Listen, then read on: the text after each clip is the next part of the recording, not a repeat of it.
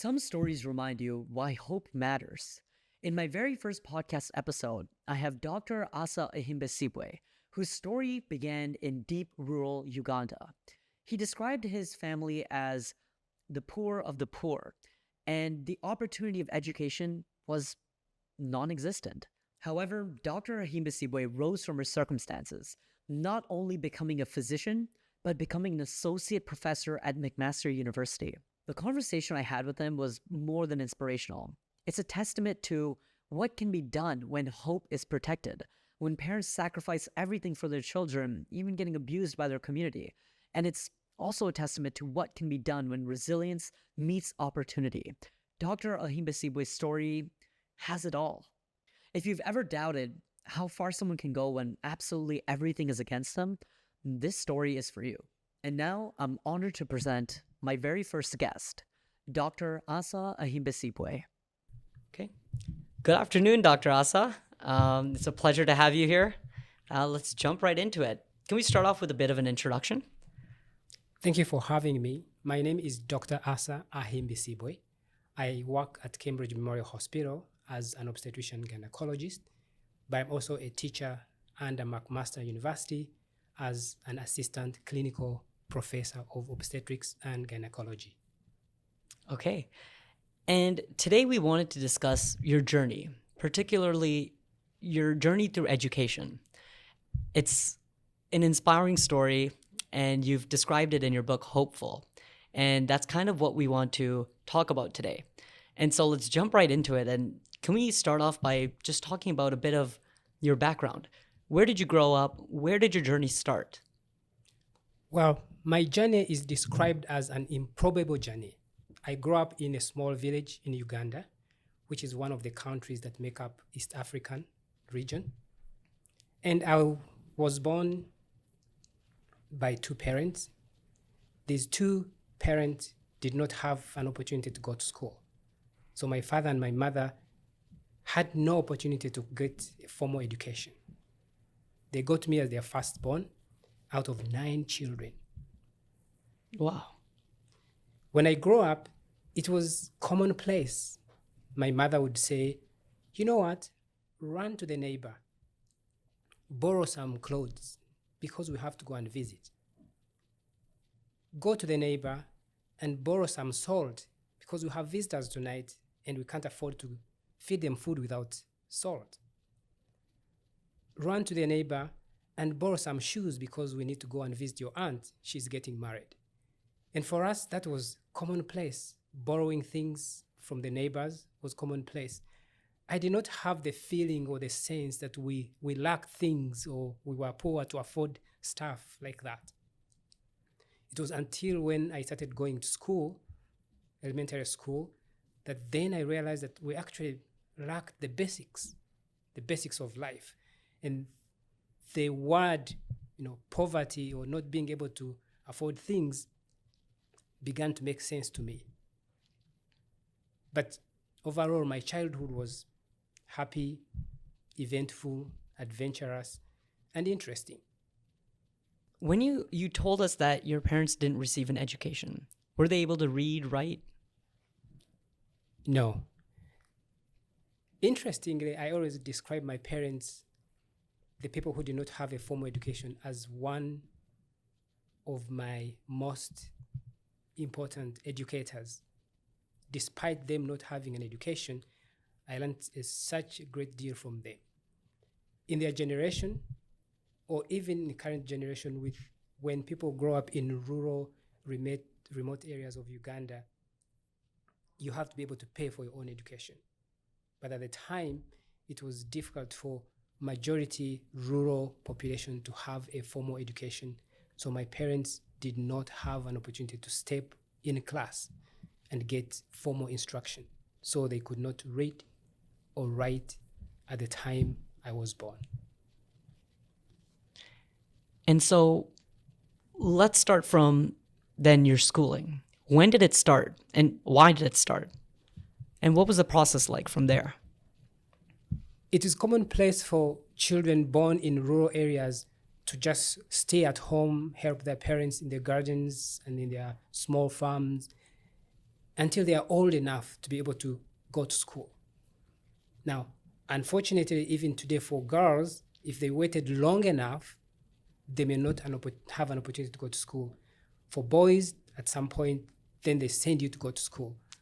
For some reason, my parents thought it was important to send me to school at the age of around 4 to 5. And this is because there was a small church school. There was a small church, grass thatched, and there was one girl who had dropped out of school, and they said, well, you should start teaching the kids in the village. And she did. We didn't have books or pencils or pens. We'd all walk to the church, sit under a tree, write in the dirt, and then she would come around and, mark and erase it and write again. And this is how my education started. She told us stories about math and religion and English, and then we absorbed all this in, and then we'd walk back home.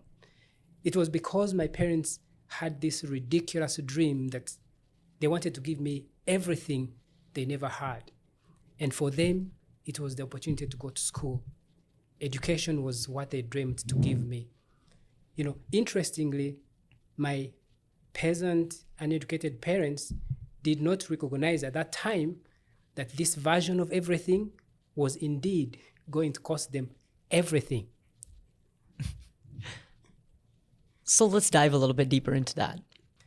So when I finished this form of church school kindergarten, then it was time to go to a real primary school, which was approximately 4 to 5 kilometers away from home. Though it means that you'd wake up every morning. My father would do the work of waking us up as children. Some of my cousins stayed at our grandparents' house, so would wake up in the morning, take the goats to the bush, fetch some firewood, go and weed in the garden, our small banana plantation, and then head for school. When it means heading for school, that means you have to run to school because you have to be there on time. If you're not there on time, then your day has started off from a great start, because the teacher on duty is going to punish you severely with physical lashing on your bare bottom just to teach you how to be on time. And then we'd spend the entire day at school, and then return home in the evening. What did your school look like from primary 1 to 3? What was the institution like? This would be difficult to describe, but picture this. The buildings are kind of triangular, in a triangle shape, and they are mud and water, and they are grass thatched or thatched with banana fiber. To see that the banana plants have the fibers that they get older, so they would remove this. Now, these buildings were maintained by us, the students. So every Friday, you'd come from your home with a bunch of banana fibers to put on top of the roof so that, the roofs are not leaking. And the floors were dust. So we'd bring cow dung, just from the cows, and this you mix it with water, and then us as pupils or students, every Friday would kind of mix it with water and then smear the floors kind of to make sure that there's not so much dust, because it would sit on the floor. Obviously, there would be no doors, no windows, nothing. So this was the typical school. And then when you get home, your parents are waiting for you to help out. So you go fetch water to cook food, fetch firewood, help with your siblings, and go and look after the goats. And then come back, return in the evening, eat dinner, go to sleep, because there was no light.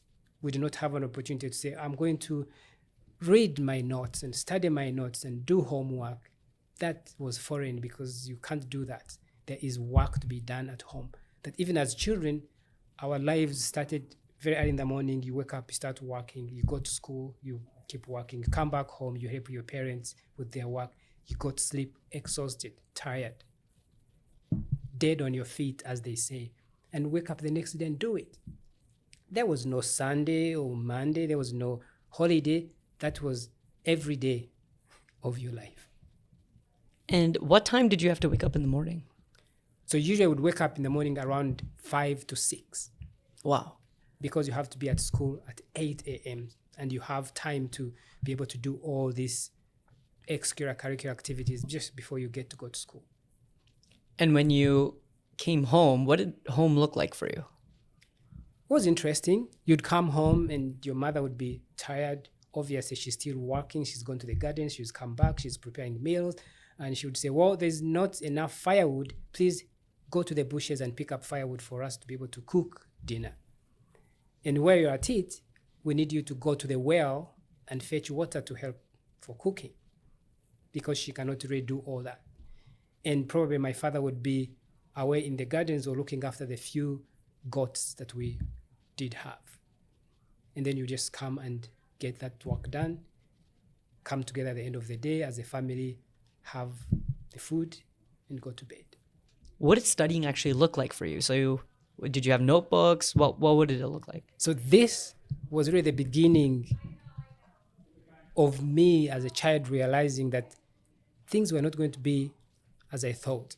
This was the beginning of me noticing that we were actually poor and we could not afford things, because in the primary school, you're expected to actually have a book, have a pencil until primary 3, and then after primary 3, you actually write using a pen.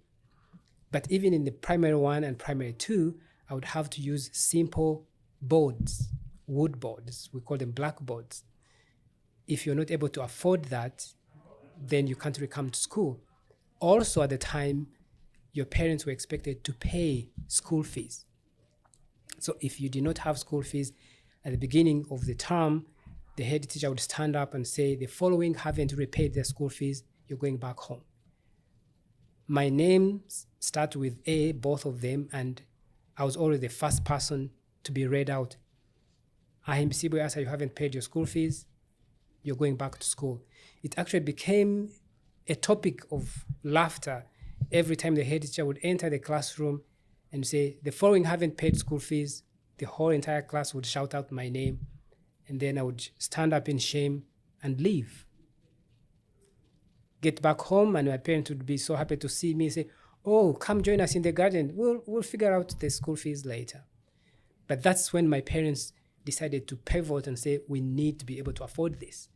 So my parents, by the time I was 6, 7 years old, they were digging in people's gardens, selling things on the streets. We call them pancakes and cassava and ground nuts, in order for them to be able to raise enough money to pay my school fees. But my parents did not leave me home. They carried me along to be able to participate and learn the skills of the trade so that I can be able, at my age, to contribute to raising my own school fees. How much were the school fees? This would be an equivalent of, I would say, 50 cents Canadian dollars. It was not much, but for rural peasants who do not have a formal education and a formal income, then you have to be able to sell some of your own produce to raise this amount of money. And you said that you began to work at that age. Yes. So what did you do? So I went with my parents to people's gardens to dig. My mother would help other women who had a bit of some money to spare, plant their crops, their beans. My father would go and dig and prepare people's farms, clear them, uproot the trees and the stumps. So I would go along with him. My mother would fry or deep fry what we call pancakes, which is made from baby bananas and cassava flour. So I would go along with her to the local markets where we walk kilometers and sit in the market and sell one pancake at a time and ground nuts. And then, of course, when I get a bit older, she would then fry the pancakes and let me take them to the market by myself. And these were counted. She would say, if you have 300 pancakes, you go to the market today, you sell all of them. When you return, I need you to have 3 books, because that will be enough money for you to have 3 exercise books. And so we'd go to the market and sell that. Where was the market? And so can you describe the process of what this actually looked like? So you would make the pancakes at home, and then you would carry all of the 30 pancakes to the market. Where was the market and who would be buying? What would it look like? So this would be typically called like vending of your pancakes, right? So I'll put them on a big basket and I'll have a small bag to put my money and I start walking along, the winding small path in the villages. Stop people along the way. Hey, do you want to get some pancakes? No. When people passed me, I asked them if they wanted to buy. So I could sell some along the way, people coming from the shops, getting along with their business. And then eventually it gets to a small trading center or the shops in the villages. And then from here, I would go from door to door, shop to shop, talk to the parents, ask them, do you want to buy pancakes for your kids? No, I don't want to buy pancakes. And then find a place where I could just sit, in front of someone's shop, and if he allowed me, and then wait for customers to come by. And it was also during this point that I learned some of the skills, persistence, resilience, how not to fold when someone says no. I would go to this gentleman who owned half of the shops, and I would ask him, do you want to buy pancakes for your kids? He would say, no, I don't want to buy pancakes for my kids. Just get along. A few minutes later, I would just kind of walk around and come back and ask him, sir, would you like to buy pancakes for your children?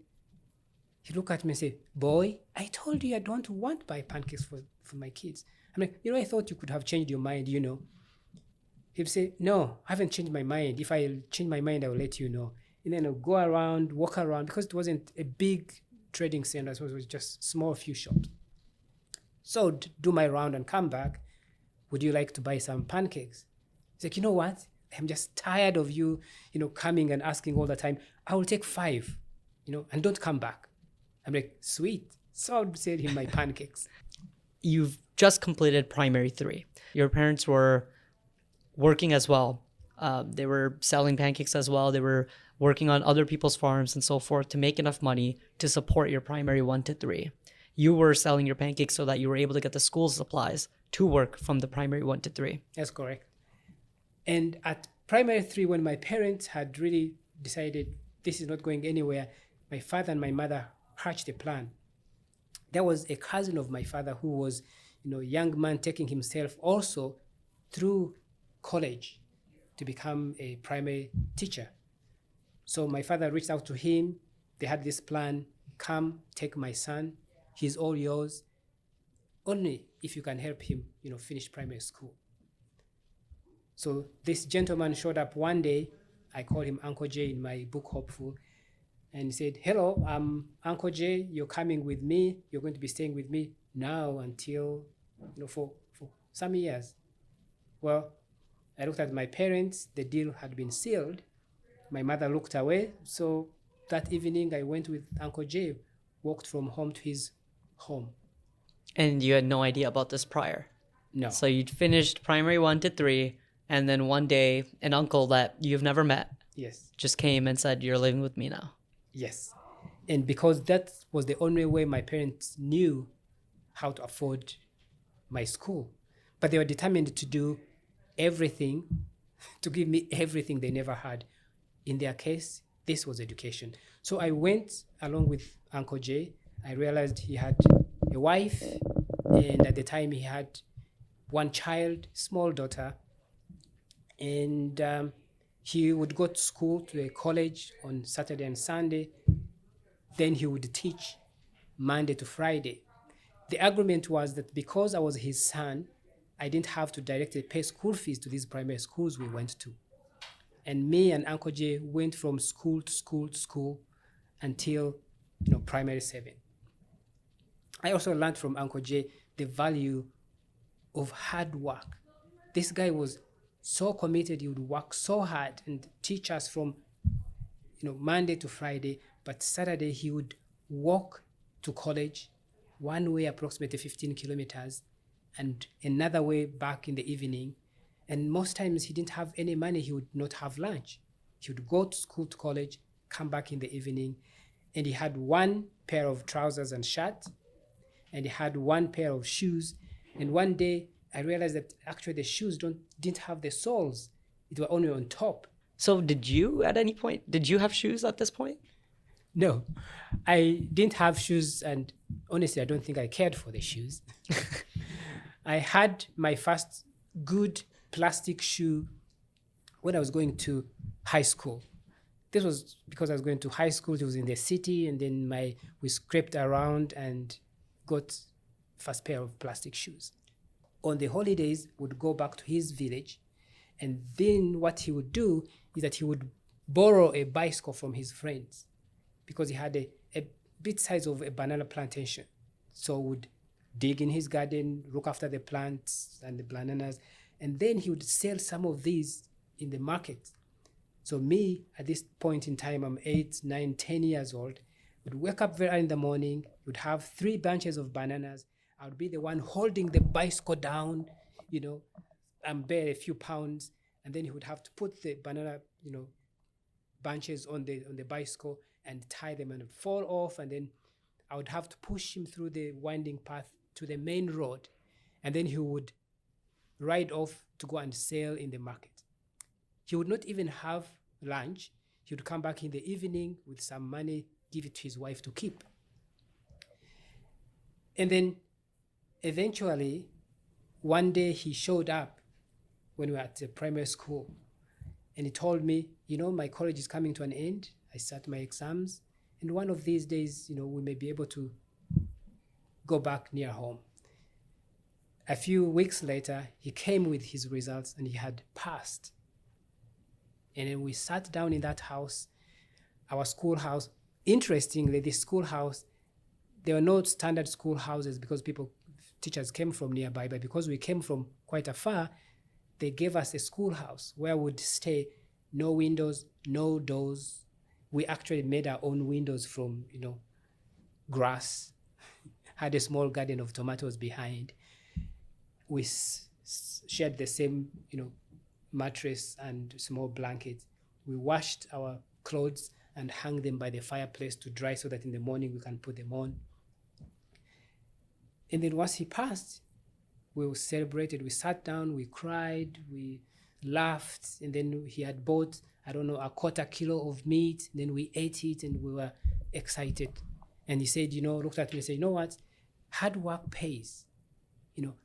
We can complain about so many things in life, but if we do not put in the work and work hard, not many things are going to change. You have seen me work hard. I need you to be able to work hard, because if you don't, our lives are not going to change. You can regret so many things in life, but my uncle tells me there's one thing you can never regret: hard work. And so primary 7 was done, and we moved back to my uncle's village, and I was allowed to go back to see my parents. Shockingly, my parents had a few more children. So primary 3, primary 4, primary 5, primary 6, primary 7. In 5 years, they had 3 or so. And this entire time, you hadn't even seen them. I only was allowed to go home once in all that time. Wow. And that is, sometimes I would sit down and wonder, why do I live like I have no parents? Why did my parents just really abandon me? I'm not even allowed to go and see them. Now, what I thought it was so tough on me, I found it was so more difficult on my mother, for instance, because they had decided that if I went back home, I could become so homesick that they don't want to go back. And they were not interested in ruining the chances of me finishing primary school. So they said, nope, you're not coming back home. And every time I asked my uncle, can I go see my parents? Nope, this is the deal. You don't go back home and don't ask again. So I was excited when I finished primary 7. I was going back home, and this was it. So you finished kindergarten, then you did the 1 to 3. Yeah. 1 to 3, your family, and you were working hard to pay for it. From there, the next step was to get better education. Yes. And so the deal was you move in with your uncle. Yes. And your uncle would essentially claim you as his son, so that the agreement would be you can study at the schools that he teaches at. Yes. And he would work throughout the week doing that, and then on weekends would go to college and walk there 15 kilometers there, 15 kilometers back. That too with no souls. Yes. And you were this entire time both working in school and working in like the gardens and so forth at your uncle's place. Yeah. And that was 5 years long, and you saw your parents one time. Yes. So from here, the next step was essentially high school. Yes. We, in Uganda, it's the British system. So to say from primary school, you go to secondary school, which is senior 1 to senior 4. And then the high school is senior 5 and senior 6. Mm-hmm. Now, imagine the shock of my parents when I came back home and now they know I need to go to secondary school. But after primary 7, you sit a national exam. And then those that do pass then can go to secondary school. I had applied for a school of my choice. And then when the results came, I had passed. Shocking. Now, instead of my parents celebrating, my mother would usually start crying. My father would take a walk because he didn't want me to see him crying. And then we sat down, had a family meeting. They said, well, this is it. We are going to make sure that we're doing everything we can. That means we are going to double down on what we've been doing. And what did this look like? It really looked like I would be selling, things on the street. My father would be digging in people's gardens. He would be, got a job in the nearby school where he could work as a security person. And also on condition that if he fell sick, he would never go to hospital because then you could spend the money. My parents were so committed that at one time my father was so ill that he told my mother that they would not spend any coin on his treatment. He was willing to actually die so I can go to school. I remember I was around 9 years old when he says, you know what, when I die, your mother is going to make sure you're going to school. And later on, when we had this conversation, that my father's wish was that I would be able to go to school and learn how to read and write. He never dreamt of me becoming a physician, a specialist, moving continents and countries, and touching other people's lives far from home. No, that was his wish. And so we started working.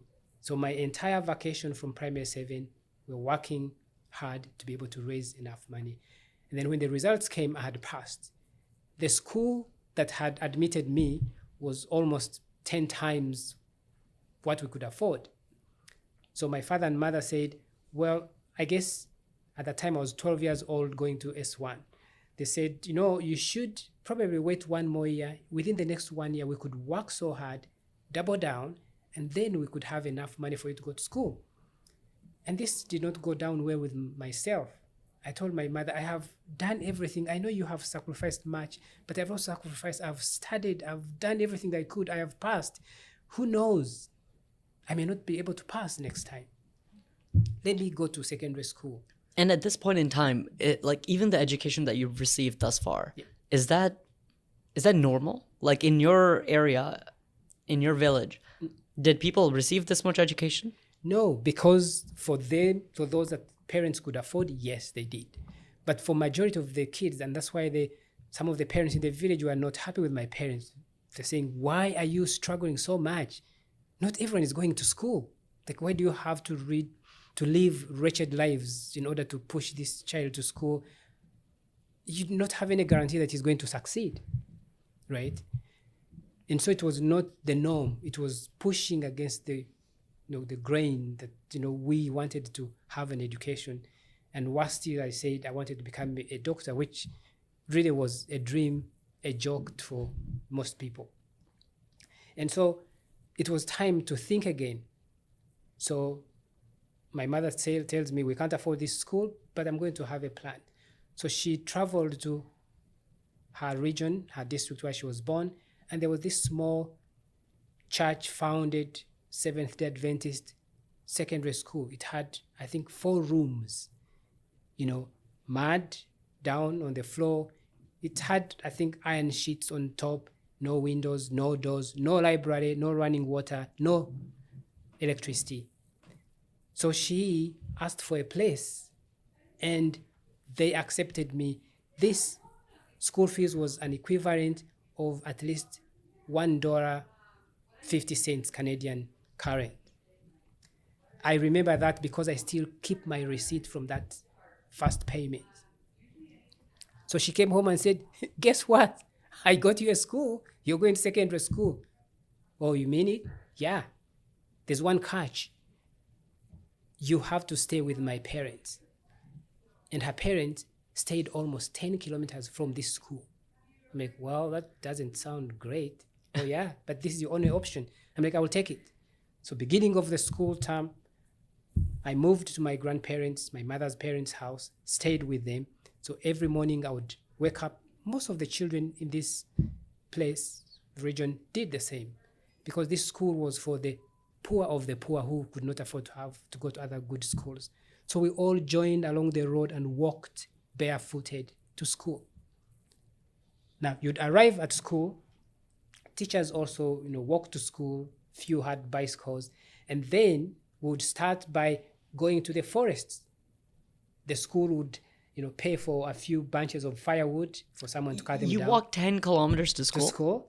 Barefoot? Yes. And then the teachers would say, well, today we need you guys, S1, S2, to go to the forest and fetch firewood to prepare your lunch. So before you even enter class, you'd hit the road to the forest, get firewood. Depending on if you're in S1 and you're 12 years of age, they'll say you can have 5, pieces. Others will have 10, depending on their age and how. So we'd carry them back to school. And then say, well, the other group, you're going to the river to fetch water to cook your food. Interestingly, at lunchtime, you'd go to have your food, which was cornbread and beans. And then they would ask you for your receipt. Have you paid entire school fees? If you don't have the receipt or your meal card, then they would say, sorry, you're not having lunch. But yes, you have to have paid your entire school fees in order to be able to have lunch. And some days we went without lunch, and that was fine because you have to pay your school fees in order to have lunch. And for me, I said, as long as I'm studying, that's okay. So we'd walk back in the evening to my grandparents' house. When you show up, my aunties are preparing dinner. They would say, well, you need to run to the well, collect water to come and help us cook. So bring the water from the well, put it home, and they say, you need to go and look after the goats and a few herds of cattle. Go and do that, come back in the evening, have dinner.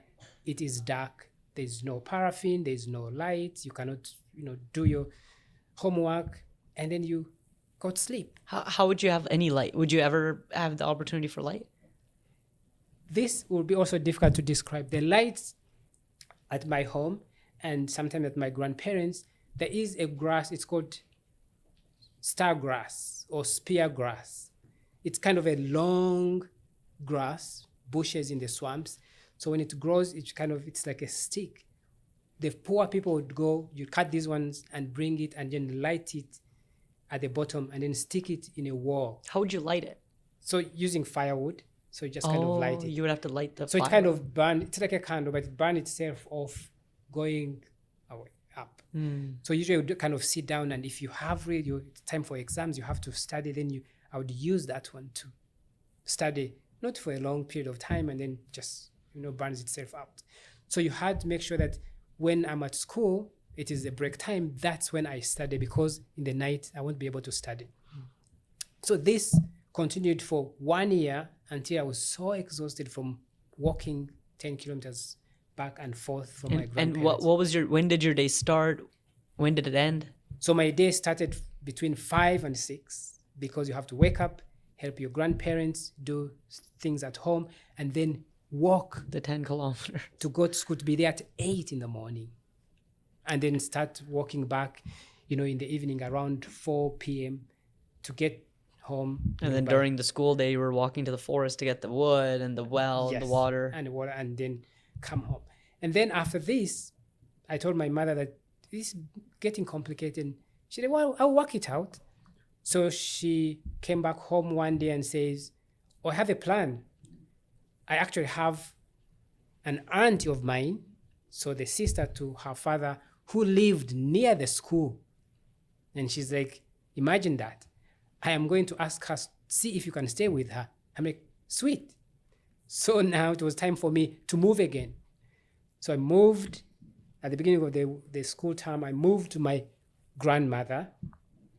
I don't think I had met her before, so I showed up and they said, "This is your grandmother, this is your aunt, this is your uncle." I'm like, well, I'm happy it is near the school, so I could walk a small distance to school. It didn't help much, really, because the school at the time still did not have electricity, no running water, nothing like that. But I still did the normal extracurricular activities. I helped my grandmother and her family weed the gardens, take care of the banana plantation, fetch firewood, fetch water, and then, but at least I didn't have to walk that much. So at the end of the day, I could stay at school, read a little bit longer before it's time to walk home.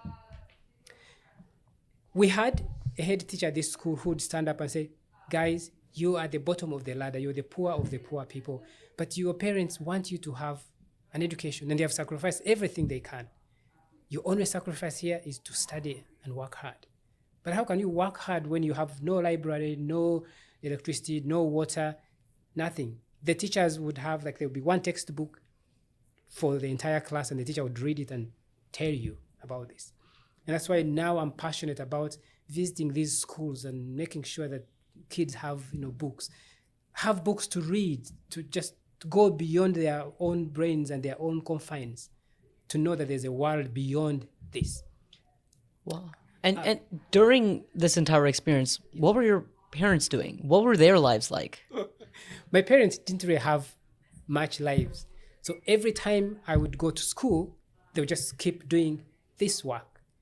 They would be planning about next time he comes back, do we have enough money to take him back to school? And so they worked so hard. And when I came home as well in the holiday, I just joined, did my part. And this was, so much to the dismay of people in the village, because as I needed more and more school fees, how much time or how much money I sucked from our household was more and more. And so I do not think I saw my father ever put on a shoe or new clothes. We did not have salt all the time. We did not have sugar as something you have in the home. We only had sugar and bread on Christmas Day, right? So not only were my parents sacrificing, but also my siblings were foregoing things that they would need for their own lives. If we grew some food at home, we sold some of it and we ate a little. And so one time when I was a teenager during holidays, after having so much repeated ridicule from adults and my schoolmates for just walking on the street and selling things, I came home and I told my parents, I don't want to do it again. This is getting so difficult. And so my father wanted me to share and see part of their struggles in order for me to be able to learn that in this life you make your own choices. So one day he called me and said, "Come with me, let's go to few customers for whom I've worked." So we went to 3 houses. The first house, we knocked on this door. This guy came out in a foul mood and asked us, "What are you doing here?" I stepped forward and said, "My father and I are here to collect his money. He worked for you in your garden, and I'm going to school on Monday." "Oh, so you're the guy, the devil himself, the guy who's making your parents so wretched and, miserable. Oh, and I hear you want to become a doctor. Do you think you're special? Look around you.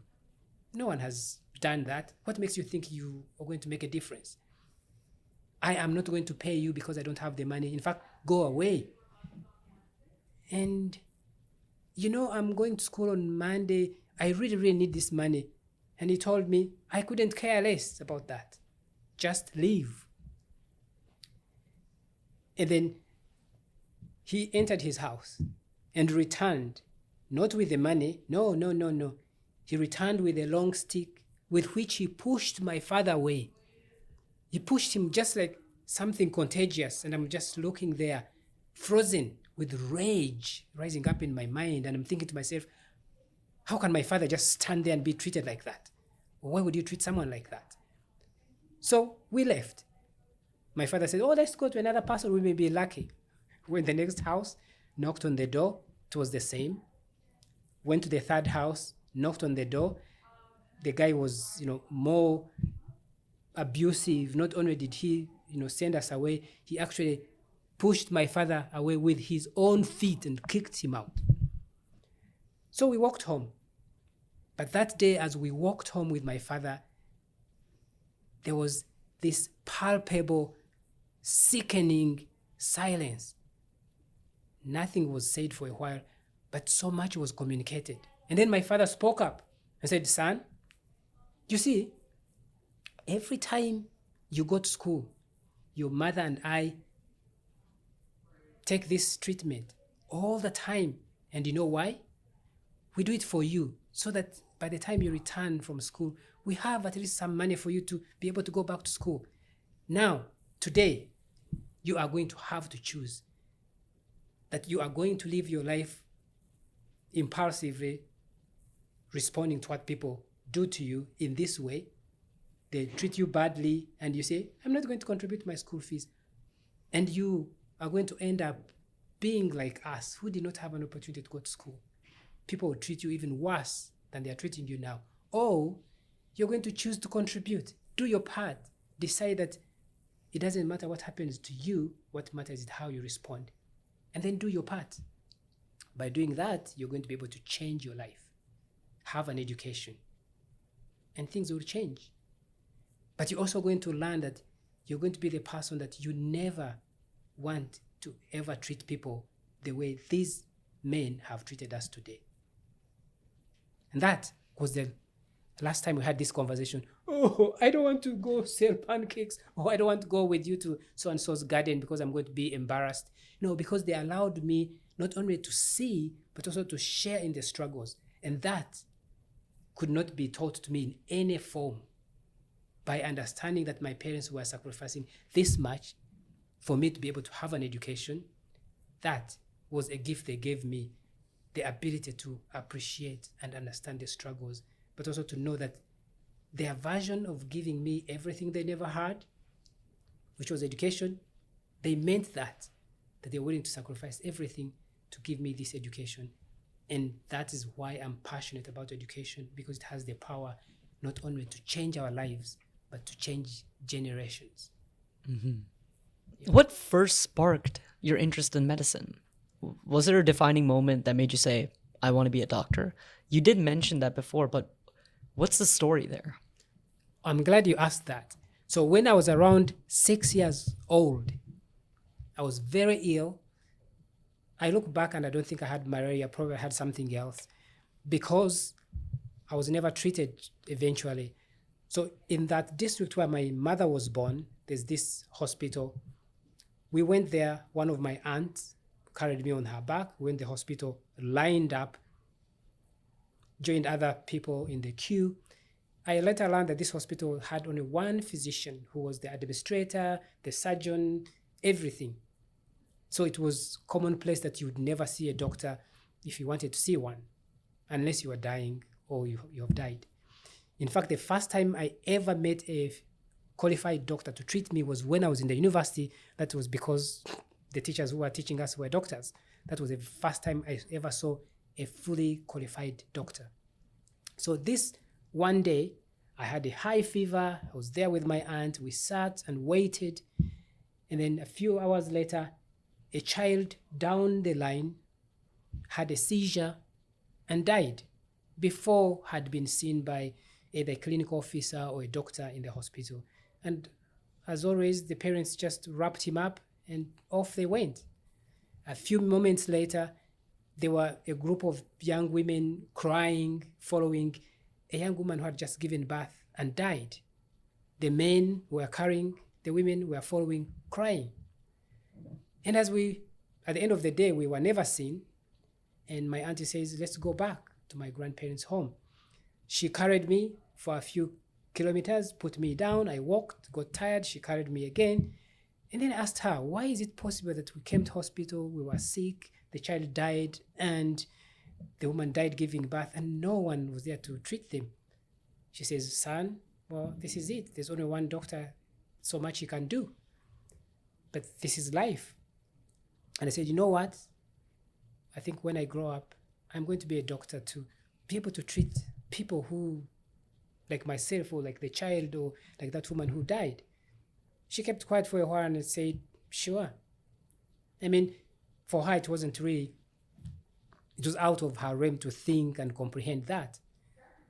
Annoyingly, as I pursued that career, a few years later, as a medical student, I came back to this same hospital, and things had not changed. People were still dying in the hospital, giving birth. Children were still dying, partly because there were few resources to use.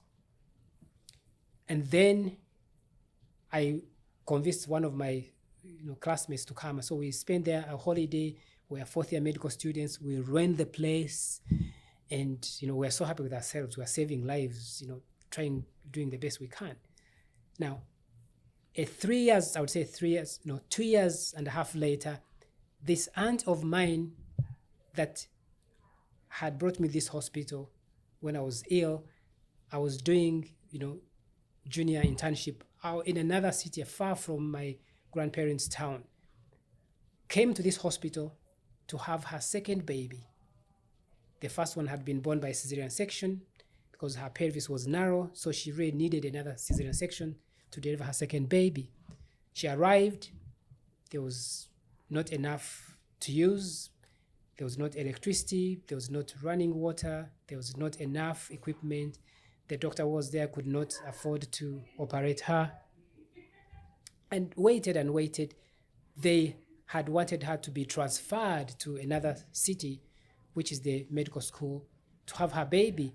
Before they could do that, the womb or the uterus ruptured, she bled, she died.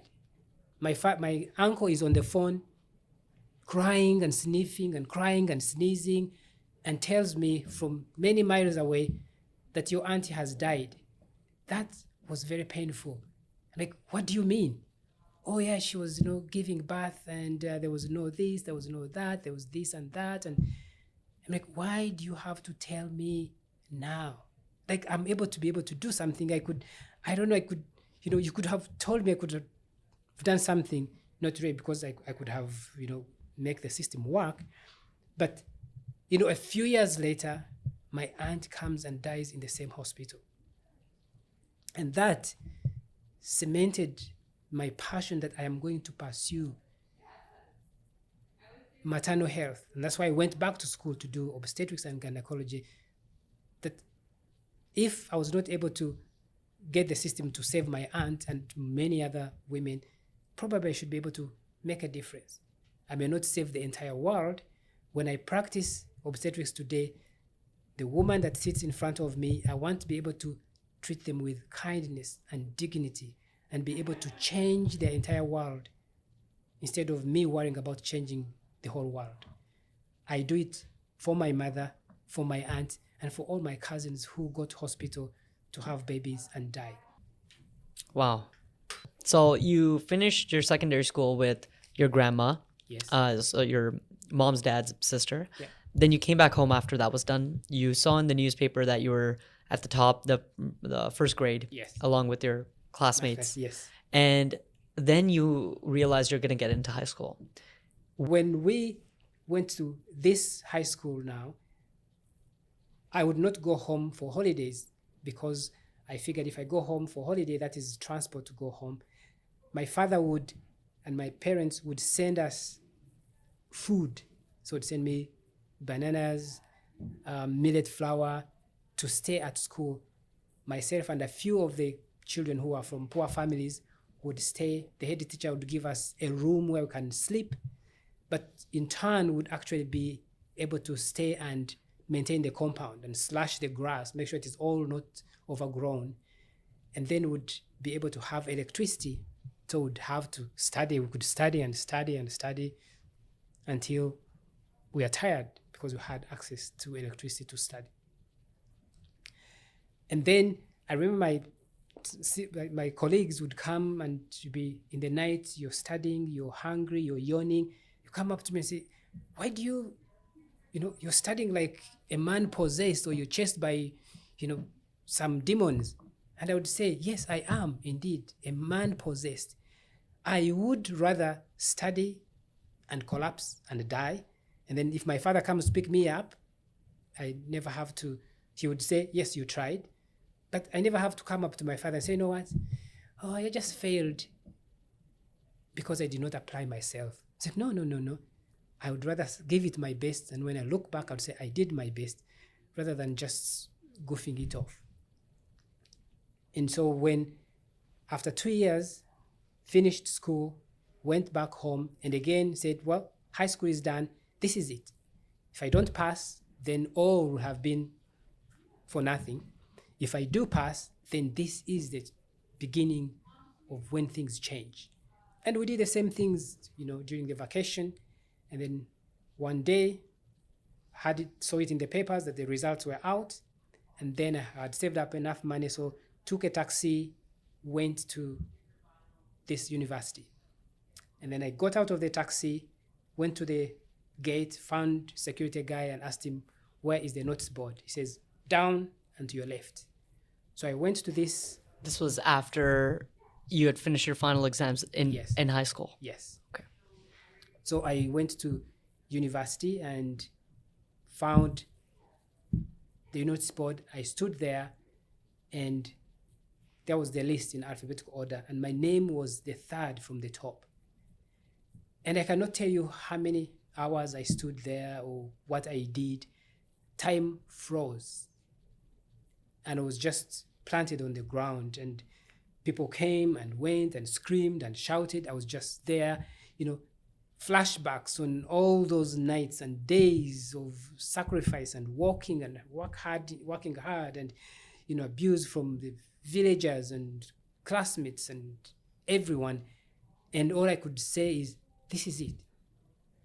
We have made it. This is it. And the tears were running down my cheeks. And eventually I shook myself back to life and I headed out to the academic registrar's office.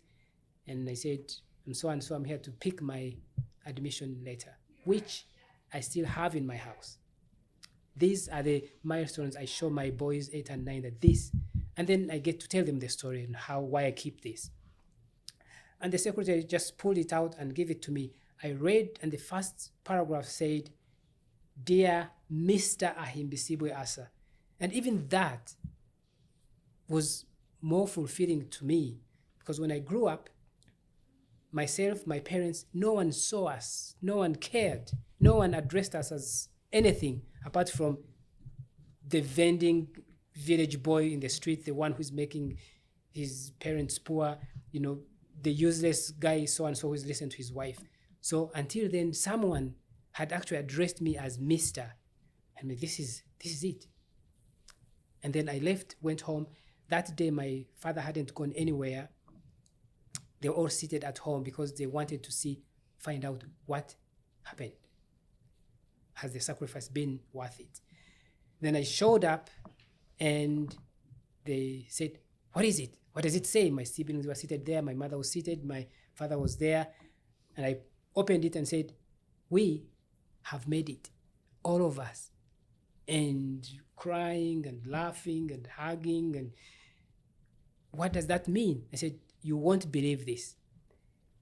We don't have to pay school fees. I'm going to get a scholarship. The university has mattresses. I would actually be eating food, free food. They cook meat on Fridays. Imagine that. It's like, what? This is incredible. There is a library, there's everything, and I am going to university and I'm going to study medicine. My father said, this is it. I don't care if you ever went to university, but I'm going to be able to tell everyone that would listen that you actually made it to university and you're going to study medicine. So the sacrifices were worth it. So you made it on a government scholarship? Yes. I made it I made it on government scholarship, so I did not have to pay any tuition. I was going full ride to study bachelor's of surgery in medicine and bachelor's of surgery at a university for 5 years. What is interesting that this university was 50 kilometers from home, and in Uganda at the time there were only 2 medical schools. The next bigger, older medical school It's called Makerere University Medical School, which has been around for a long period of time, was approximately 360 kilometers from home. And when I did make my choices at high school, it was intentional that I would put my choice to this school that was 50 kilometers away, because I thought to myself, even if I never had transport to go to university, well, that would be 2 days or 3 days of walking. I can afford to do that. Wow. So worst case scenario, you would walk to school. Yes, I would walk to university. And even when I started university, I still worked hard in the holidays because I still needed to. At this point in time, I was actually helping my parents even raise money for my young siblings now. So I worked so hard in university and got jobs, odd jobs. It was now not only for me because I didn't have to pay school fees or buy food, but I was contributing to my siblings' school fees until I reached, clinical years, third year, and then I started doing electives or working in hospitals and helping out, and then I would get paid a small fee at the beginning of the semester so I could use it to buy the basic necessities and to contribute to my siblings' school fees. And I promised myself when I went to university that because of the things that I saw my parents go through to give me an education, now that I was at the cusp of getting our lives changed, that I would not allow any person treat my father or my mother that way just because they are looking for school fees, that I will help them contribute to all my siblings' school fees and bring them dignity back. And so that's what I did.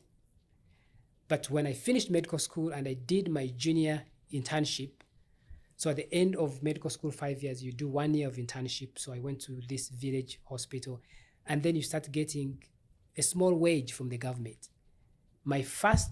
That entire year, I saved up most of that money because I had an assignment.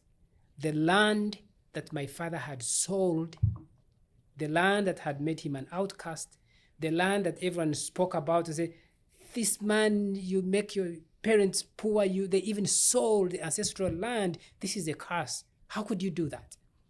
Now, interesting, the person who had bought the land was moving away, immigrating to a different part of the country. And then when I saved up all my money, not only did I come and buy that land, I bought more land than that. The original land and the other land that the person was selling back. What was the reaction from the village? Interesting, because at that point, fewer even of my parents' generation had a child buy land. No, because the land was passed on from their parents to them. So not only did I buy that land, I bought the land back for my parents and bought more land. And with that, it began to break down the stereotypes. We had more and more kids now helping their parents on the streets, selling pancakes, or doing everything they could in order to be able to contribute within their means towards their education. More children are having this sense of, agency, that there's something within me I could do. I maybe have been born in this part of the world with my parents not going to school, but there's something I can do. And we had more and more. So more of my cousins, really, my age mates, have sold pancakes on the streets. More of them have had good education, not just an education. They have become successful. They are leaders in Uganda. They have changed not only their lives, but the lives of our siblings, the generation, the people around us, or even changing the mentality of the people towards education and parents working hard. So that, I said, this is how things are going to go. And so my parents would be in the garden and people would come around and ask and say, oh, so how are you doing? Great. And my father would be like, oh, and just for you to know, my son passed. He's going to university and he's going to become a doctor. Oh, okay. I guess we should look at this, education thing again. And so all my siblings have been able to go to school and have an education. And that is a ripple effect, that we have more and more children looking within themselves and contributing to this education. And even when I have student learners now, I tell them that, you dream of a good world, you dream of a better world, the world that you'd want to live in. But I want you to be part of creating that world that you want to live in. It is not your neighbor's responsibility or the politician's responsibility or so-and-so's responsibility. it is your responsibility to begin to participate in creating the world you want to see, you want to live in. Right? And so fast forward, and then finished school, and I became passionate about women's health and education, started advocating for this, and I decided I wanted to go and do more studying. Then I enrolled for my postgraduate education, now at a bigger university in Uganda, which is Makerere University. When I went to this university,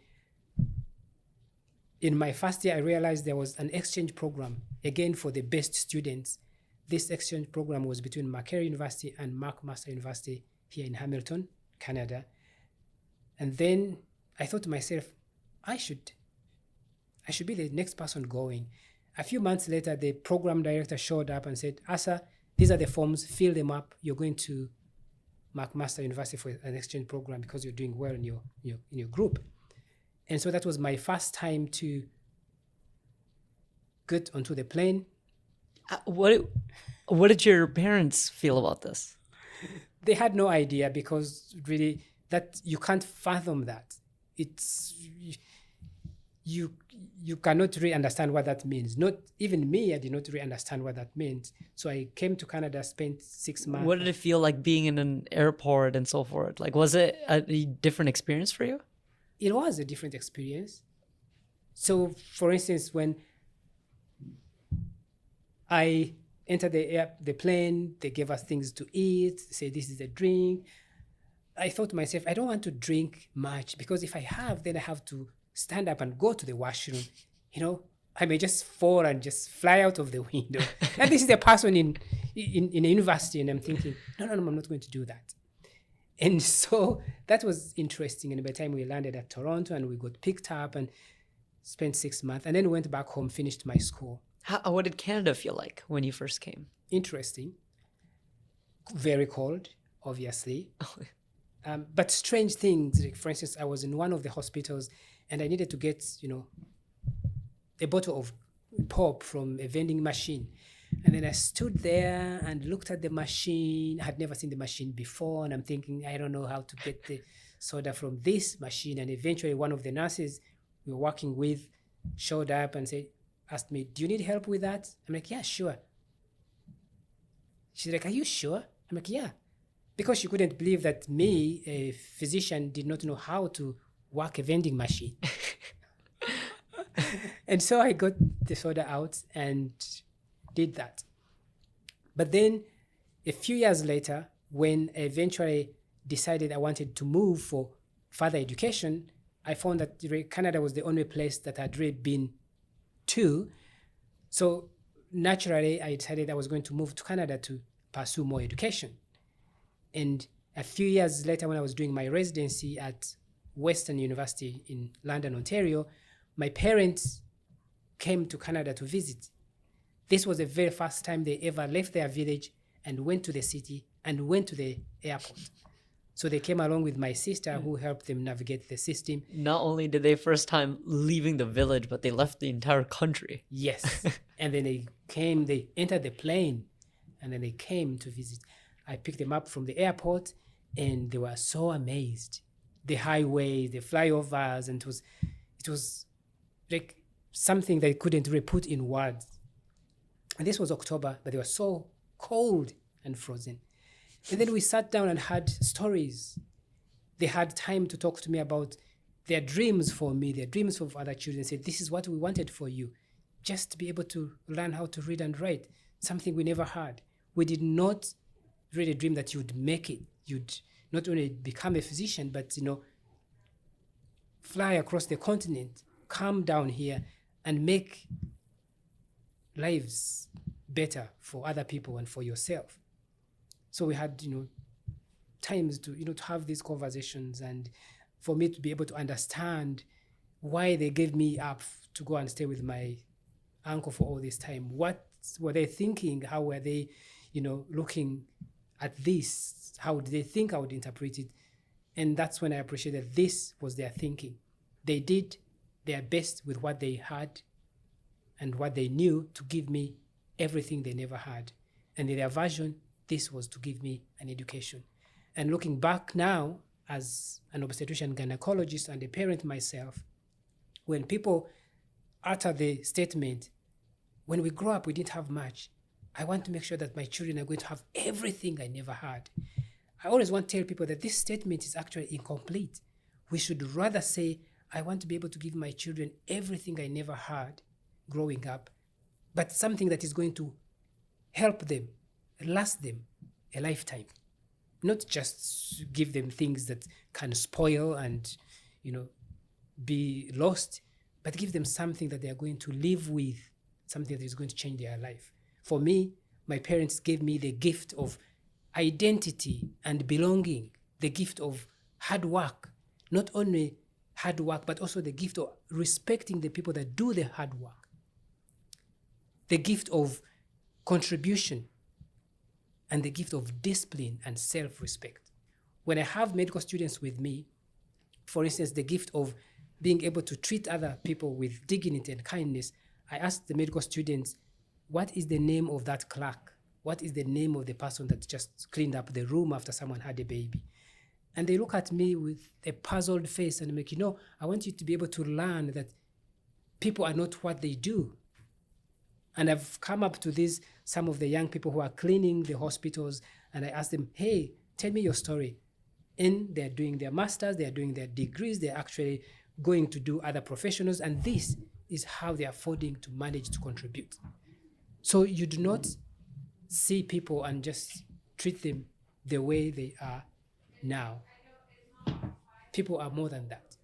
When I pick my children from elementary school, I make it a point to make sure they know the name of the person that helps them cross the road, because they know I'm going to ask them.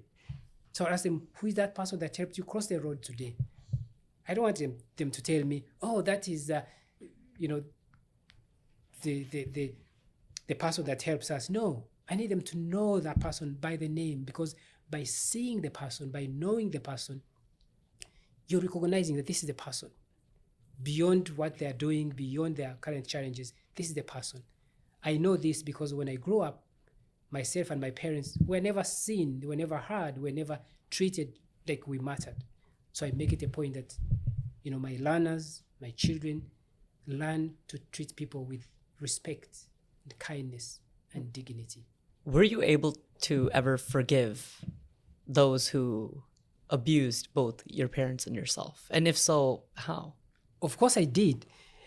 One of the times, remember, my father told me that, I want you to be able to grow up to be a man that treats other people with kindness and dignity and respect. And not really because you did not have it, but you know what it means to have it, to give it. For instance, when I go to my village again to see my parents, when I find children along the street selling the pancakes, I will actually stop, have a conversation with them, ask them why they are selling the pancakes, how much they need, what they're doing in school, and then I would actually buy all the pancakes and tell them they can go and give the other kids who are around or other people to eat them, because I know what it means. And then I would have an opportunity to have this conversation. I would tell them, what you're doing is part of life. It is a great way for you to contribute. I did the same thing. And they'll be looking like, really? I'm like, yes, I did. In fact, if you want me to do that, I can help you do this. Because part of that is, living with humility. I'll tell you a simple story. When my grandfather died, most of my extended family, my aunties, they will know my name. Some of them they don't know me personally. So they would say, Asa is still a humble person.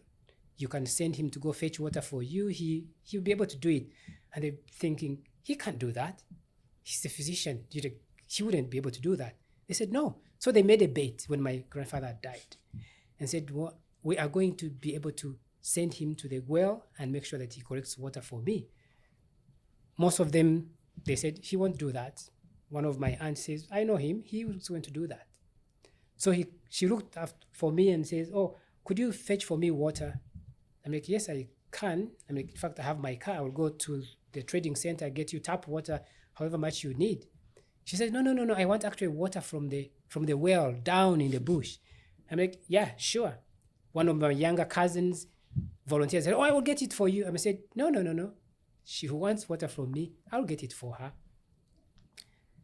She had this pot, which is a clay pot, local pot from the villages, not only the plastic jerrycan. She's like, oh, do you think you can get one from inside this pot? I'm like, yeah, sure, I can do that. I carried things on my head.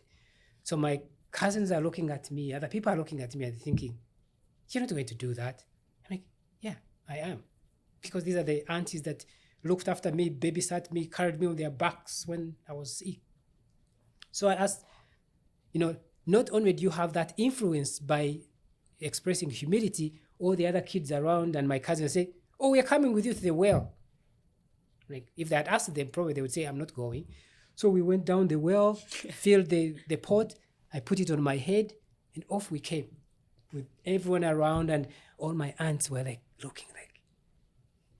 So I put the water down, and she's like, well, I actually wanted to prove to them that you can still fetch water for me. I'm like, you don't really have to prove, whether I rise and become what, you are going to be my parents, my aunts who carried me on their backs when you're growing up. It doesn't change anything, right? And so some of those people that I was describing, like the guy who threw me off the bicycle, interestingly, when I was in medical school, this time I was in 4th year of medical school, his son in that village had an accident, fell off a bicycle, and he brought him to the city, and he came looking for me. He was so ashamed, so he sent his wife. So the wife came looking for me. I was inside the hostel. They called me, someone is looking for you from your village. I came out. She asked her, what's the problem? Oh, my son got an accident. Please come to the emergency room. I went over to the emergency room, found this guy with his son now. I was, a senior medical student, got all my supplies, sutured up this guy, got him an x-ray, nothing was broken, and he went back home. And this would go to my father, and then they would say, your son has done us proud. They would be the one to spread the word in the village that I didn't believe. He welcomed me, he treated me with respect and kindness. The guy who had refused to pay for my pancakes, he actually went back to the village and got a chicken and went and paid his debts from before.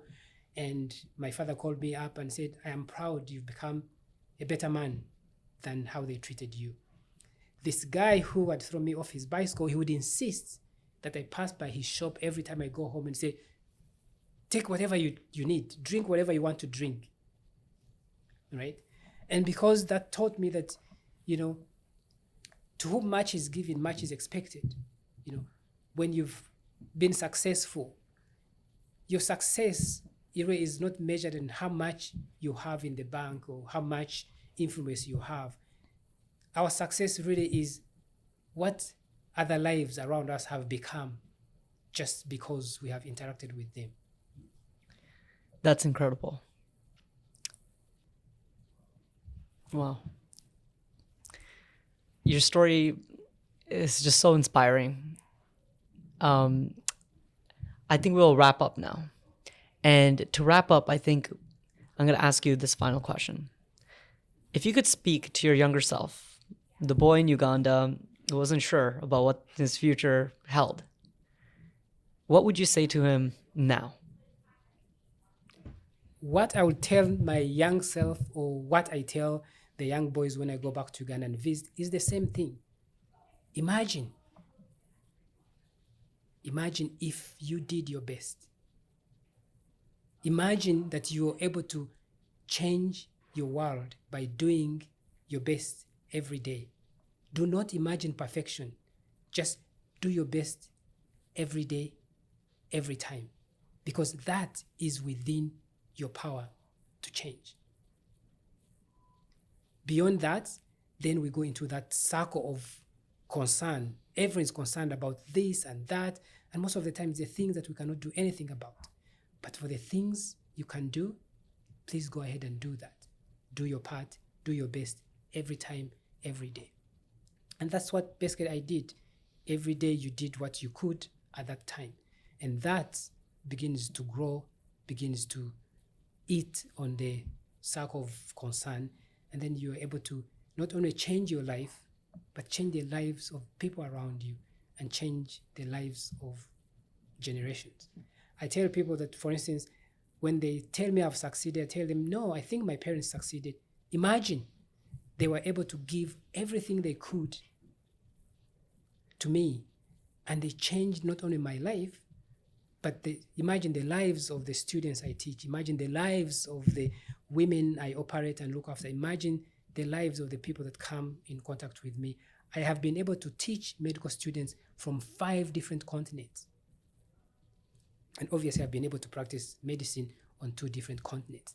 But that was because my uneducated parents, as the fellow villagers call them, useless parents, they had this reckless dream. They were hopeful that if only we could give him something we never had, education, this could change his life. And they did. Not only did it change my life, but also change their lives. It gave them, when you give, the person who receives benefits, but also benefits you that gives. Imagine my parents, now they were able to receive their dignity back, their personality back. My father was chosen to be the treasurer of the village teams because they thought to themselves, if he could look after children and raise a person who becomes not only a doctor, but who has an influence and raise all the other kids, maybe he has something to tell us about money. Now, the people that refused him to put up his hand, he actually now he's the treasurer. He has influence in the village. He can say something and they will listen. He is considered a rich man in the village because he gave what he had at the time to his child to go to school and give him an education. My mother, before she died, her dignity was back. When you go to my village now and you ask about my father's name, everyone knows my father's name, not as they did before, because now some of my young brothers have ventured into politics. They are running for big time political offices, and they are making an influence. They are able to make that decision because their parents said, we're giving an education. They're able to have this political discourse, front new ideas on how they want to be led, how they want to contribute. And that is because my parents said, we're going to make you go to school. And when you do, then the other people can look and say, yes, we can do something about our lives. And we are going to be able to do it. So education has the ability to challenge that. And with the young children, I encourage them, just do your best every time, every day. Wow. Dr. Asa, it's been an honor to speak with you today. Thank you so much for your time. The honor is all mine. Thank you. Thank you.